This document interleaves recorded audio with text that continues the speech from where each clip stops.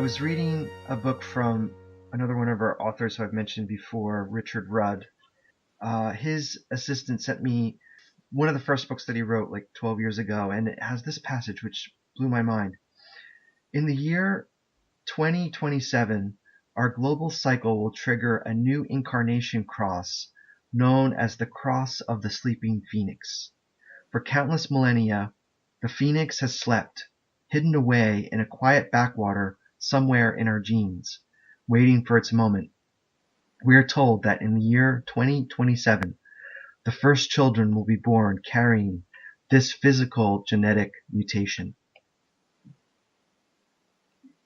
Wow. Well, my first response to that is he has an assistant.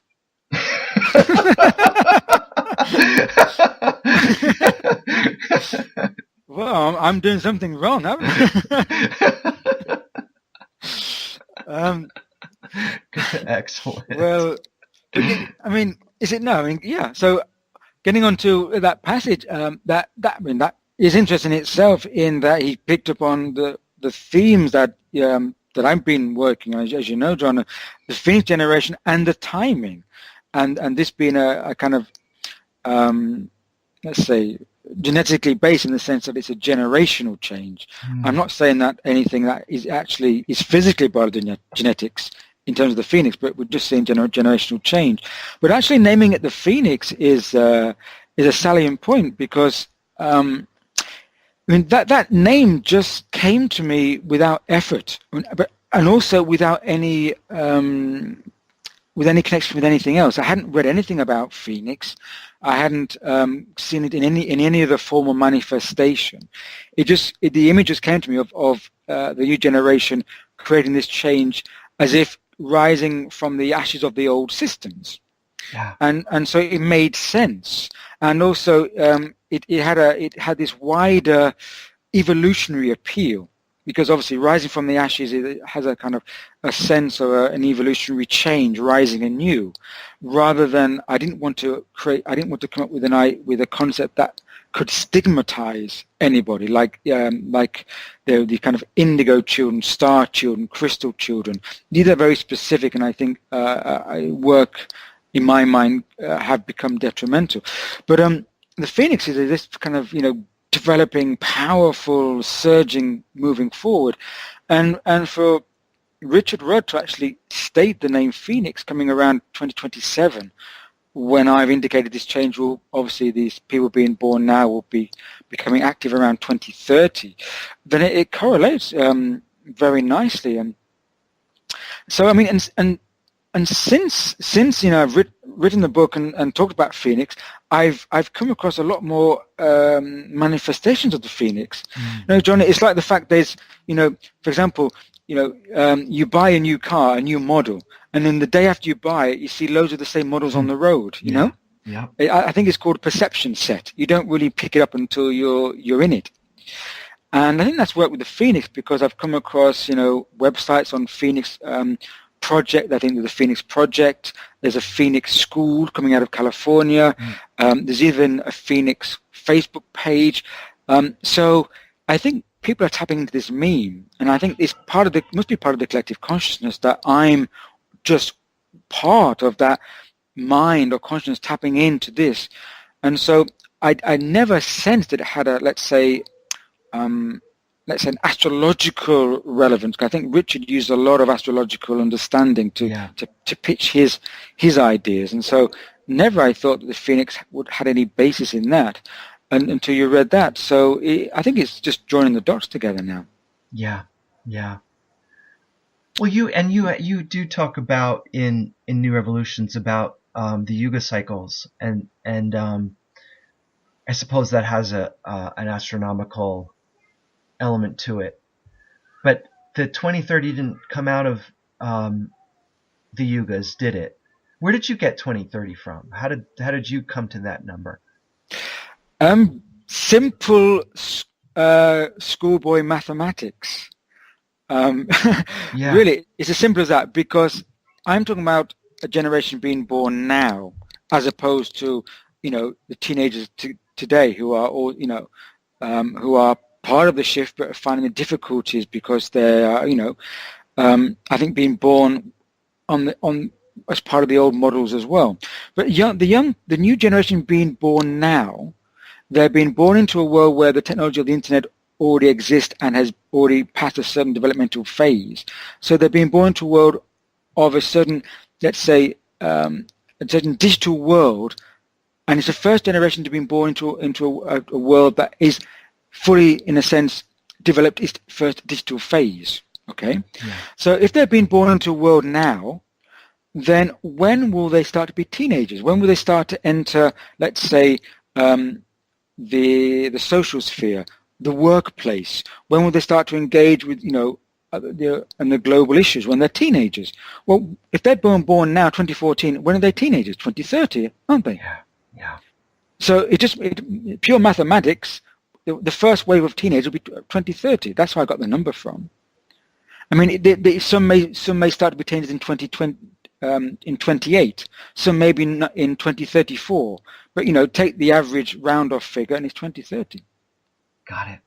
Yeah. So it had no connection with yugas or astronomy or anything esoteric or anything. That's just basic schoolboy mathematics. I'm just looking at a passage from Phoenix Generation. You say, people are feeling the inherent inner potential to reach out, connect, and be empowered.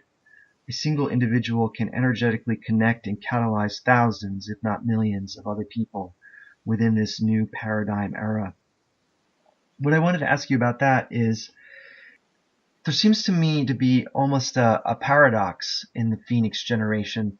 On the one hand, this is a rise of unique individuals, and it seems to me you're saying that the individual is coming into its own during this shift. But on the other hand, there's a collective sense of and a communal sense that's arising. Is the individual going to be balanced against the community? Have you thought about that?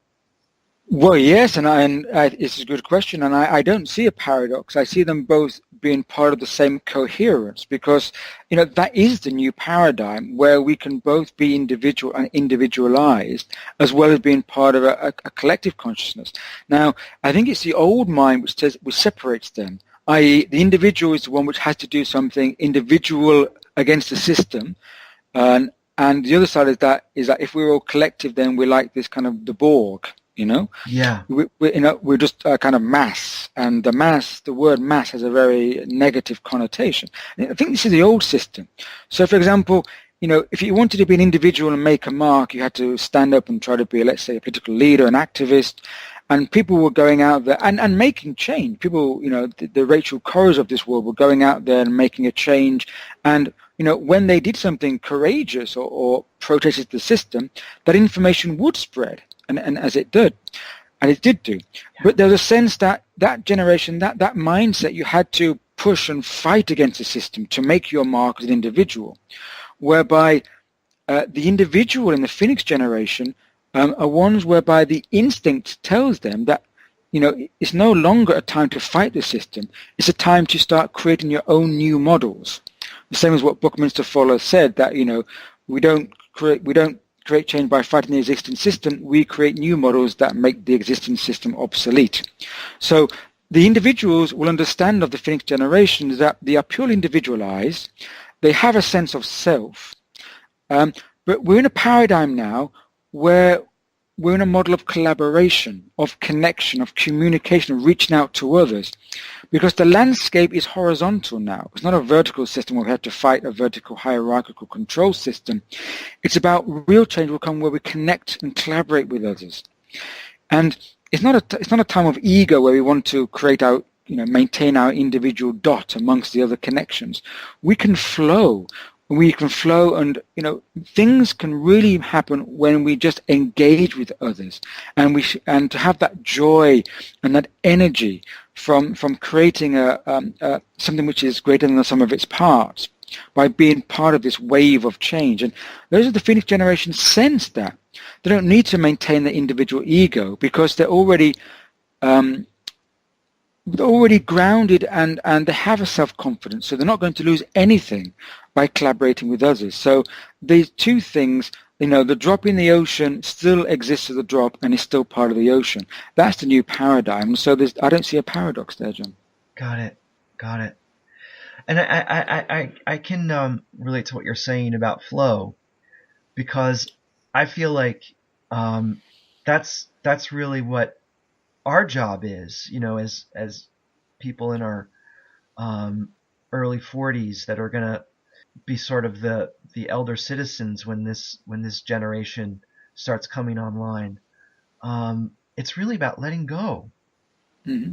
Would you or I talk totally about the agree. bridge, or yeah, I mean, how do you see our Yeah, place in this? our place, people who are 25 like myself, John, we're still part of it. Yeah. Exactly. Yeah. A hint I don't give away the age there, but no, yes, it's true. Because we're learning about what works in the new models, the new systems, what doesn't work, and there is that fear about giving up the old structures which have created a base and a security for us up until now. But we really do have to learn to let go of these by working and reaching out in new ways. And helping that flow, helping that communication, that connection. So really the best thing we can do as part of what I term the bridge generation, those of us who have got one foot in the old models and one foot in the new, and trying to keep that coherent, we don't want to collapse, is Mm-hmm. that we are facilitators.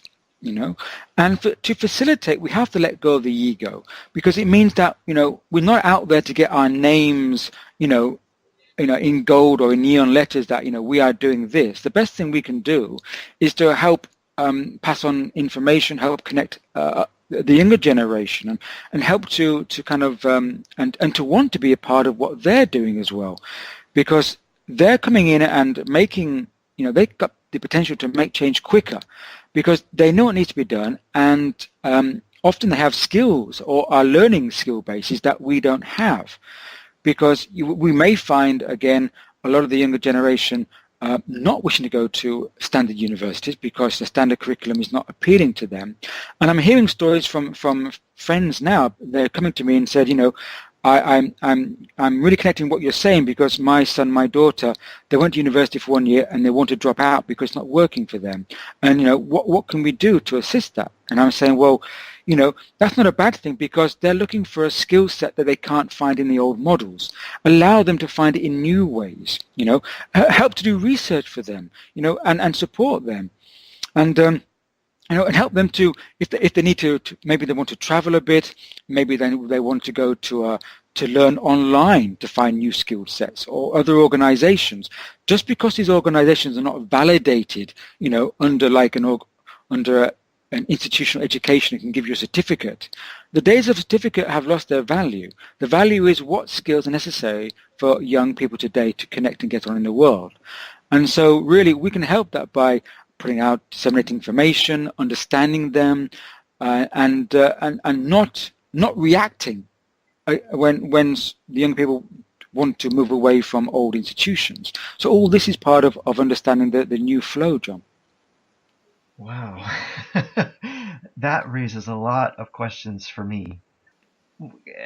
Really kind of sacred cows. I mean, one of the things that I've thought about a lot, for example, is liberal education. And there's a debate here, and I'm sure in Europe as well, about kind of a practical education. The number one major in colleges in America is business, Hmm. versus a liberal education, history, English, comparative literature, languages, classics. Um, and there are fewer and fewer individuals enrolling in humanities, and they're opting for more practical types of training. If they do stick it out, I mean, I hear what you're saying about it not working, and it working for less and less people. That I'm seeing that as well, and it makes sense to me, that we've got a paradigm shift underway. But what are your thoughts about liberal education, and where's that, or is that old thinking?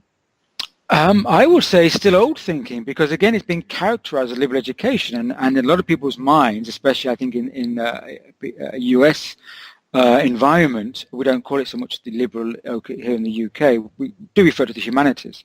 But I think in the US, especially, and I have spent some time in education institutions in the US, so I am aware of that. That this like the East and the West, and never the twain shall meet. Yeah. And and a lot of the hard or sciences, or let's say the classical studies, I've looked down upon these liberal courses as being not another ology, Yeah. and so they seem as not being adequate for the workforce, and for example, there's nothing like a good MBA to get you into the world, and this type of thing. And I have spoken with MBA students, and let's say I've been shocked by what I heard, because there's still the standard narrative still being pushed, which is the more or less the kind of neoliberal, neoconservative kind of global business model. And so I think this talk about the liberal and the other side is still it strengthens this divide, this division, and still it's classical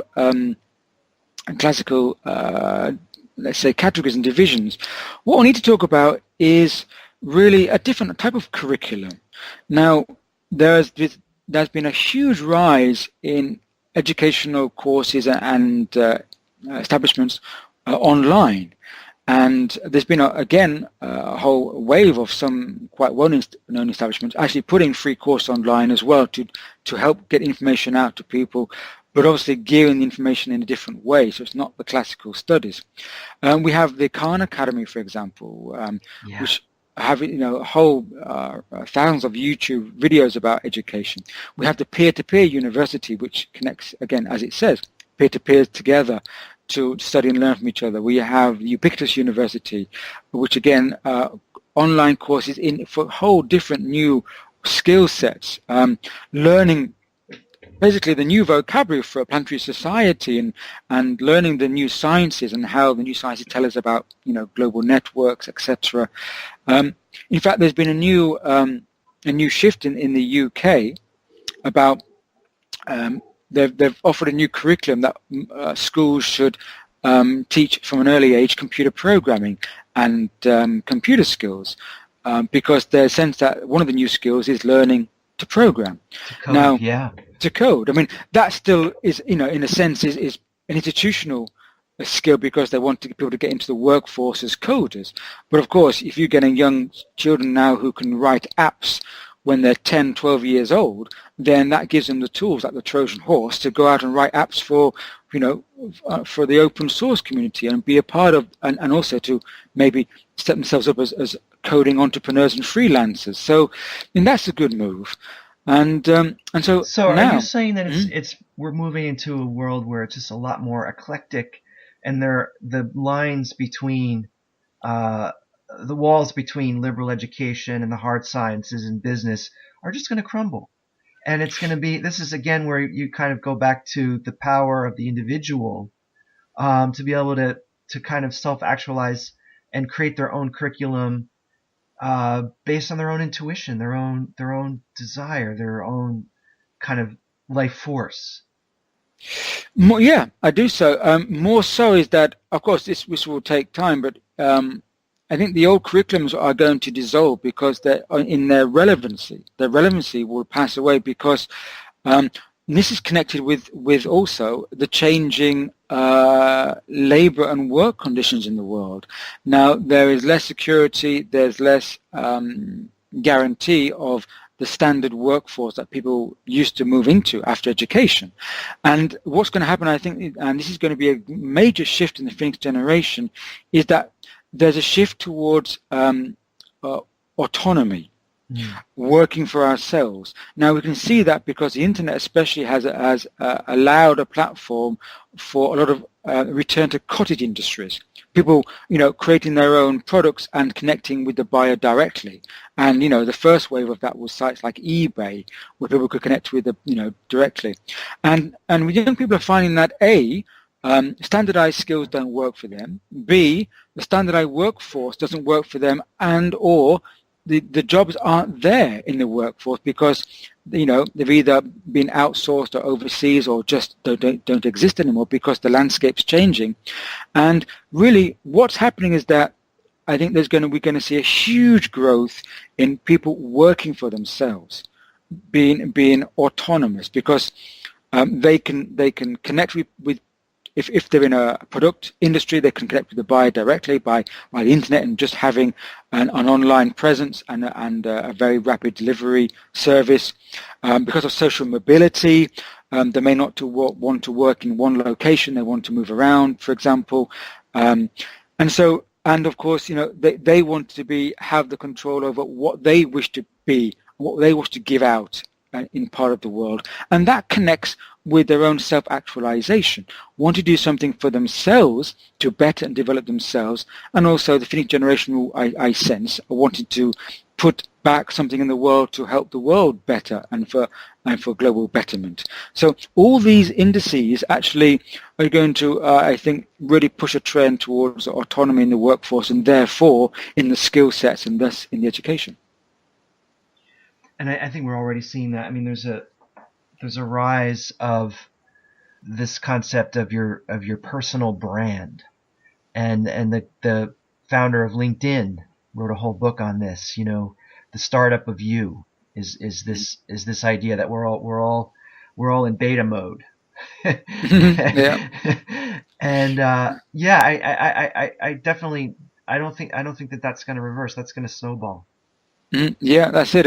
And it's, I think this inner core that we hear these stories about, let's say, business people or people who have made their money in the world. They retire, and then they say, well, I want to do good in the world with my resources, my money. I want to put something back, before I pass on. There's this urge to have a satisfaction, to do something useful, to have some significance in life, because money does not create that significance. It creates ability, it creates capacity, but not significance.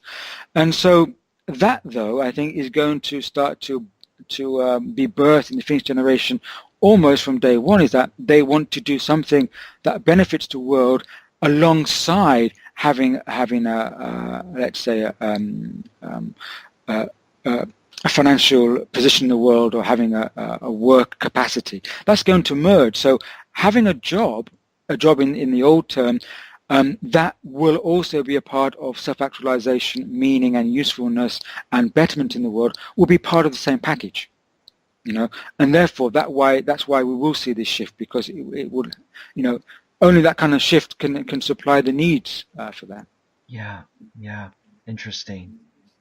Any other thing else to add about 2030 and Well, there's so much to talk about, John, and there's so many different areas. Not only work, but economics and politics and technology and media, education we touched upon. I mean, all these things. This is a systemic vision. We don't live in a world, and we never have done, where things are isolated. That was part of the old industrial paradigm, where we put things in separate boxes. And I think people now are realizing that when there's a shift in one, it has a domino effect upon others, and especially more so now when we're so much more advanced in our interconnectivity on the global stage and between different cultures, different mindsets as well. And I think alongside education, I think perhaps one of the biggest playing fields where the game change is going to take place is in the place of media. Because media really is where all the things connect, because media is where we get our news from, or where we produce the news, where we get educated, where we receive educational news, where we engage with people, where we connect with our social networks. Media is our communications platform. Media is what we're utilizing now. And so, and this big shift that's happening, that we're seeing that people who are active in this area are moving from being consumers to being prosumers. That is, rather than just receiving news or media and just consuming it and just being on the end of this, as a one-way street. Now there's been a huge shift over the last few years, especially toward people producing the content, engaging with this media landscape, and also turning away from the media institutions, the traditional ones that don't supply anything of nutrients, just being let's say, an authoritarian mouthpiece, and seeking alternative media outlets and producing their own news and their own videos and trusting their own, let's say, citizen journalists as well. And so there's so much activity on the ground, so much movement, and people are creating their own validating networks that they have trust, and trust networks are also a big part of this, that there's a whole groundswell of this media landscape, and that's feeding into a lot of things. It will feed into politics a lot more as well. It's feeding into economics, about how people are self-financing their project. It's feeding to everything. And so really, I think not sufficient attention or sufficient understanding is being played towards the media landscape, and that is going to be a real major playing field of change over these upcoming years, and that's where the Finnish generation are going to be big players. It's interesting because if you look at people who work in media, like myself, there's a lot of despair because of massive changes that are happening in the business model, in the way things are delivered, in the technology. But if you look at where all the startups are and all the innovation is, it's in media. Mm-hmm. So there's, I think it's interesting that you bring that up and see that as pivotal. I can feel that one in my bones. It's really happening. It is happening because this landscape is so varied and so flexible. It's not going to stand still. So if a person doesn't see what they need from the traditional supplier, they're going to go out and create it themselves. Yeah. And that's why these new startups are coming, because people, new, innovative, creative people are thinking, well, we don't see what we need out there, so we're not going to go and have a dialogue with the traditional institutions because they're working from an old business model. We're just going to go out and create it ourselves because that's how flexible the environment is. It's actually almost inviting these new innovations. And that's what I said before, rather than fighting the existing system, rather than going and trying to bang on the door of the old business model, they're just bypassing that and creating a new business model themselves, because they can do it. And so that's why I think there's despair in some of the existing media institutions, because they're seeing that they have a business model, and unless that business model can adapt, it's just going to be left behind by the new groundswell of change. Yeah. So I said there's a lot of flexibility coming along, a lot of change, and there's so many subjects to talk about, perhaps for another talk, John, but you say we've just scratching the surface. And, and we've seen it happen, and we can just talk to our friends if they have children, and just look at the younger generation and not be dismayed by what's in the mainstream news, because sometimes I get accused of being too positive and not seeing the disruption in the world, And my response is like, well, I've been there. I've studied the disruption for many years. I've worked as a sociologist. I've even studied more or less every conspiracy theory under the sun. So I know who are, the big secret groups who are not so secret anymore. So yes, there's a lot of inequality in the world. There's a lot of disruption. There's a lot of old mind violence and this. But the thing is, where do you wish to put your attention? Where do you wish to see possibility? If you wish to see possibility in the old mind of conflict and control and violence, well, I would say that will only take you so far before you do reach despair. But really, if you can see that, there's so much capacity and potential in the other side, it's not being a Pollyanna at all. I think it's being a wise investor. Where do you put your vision?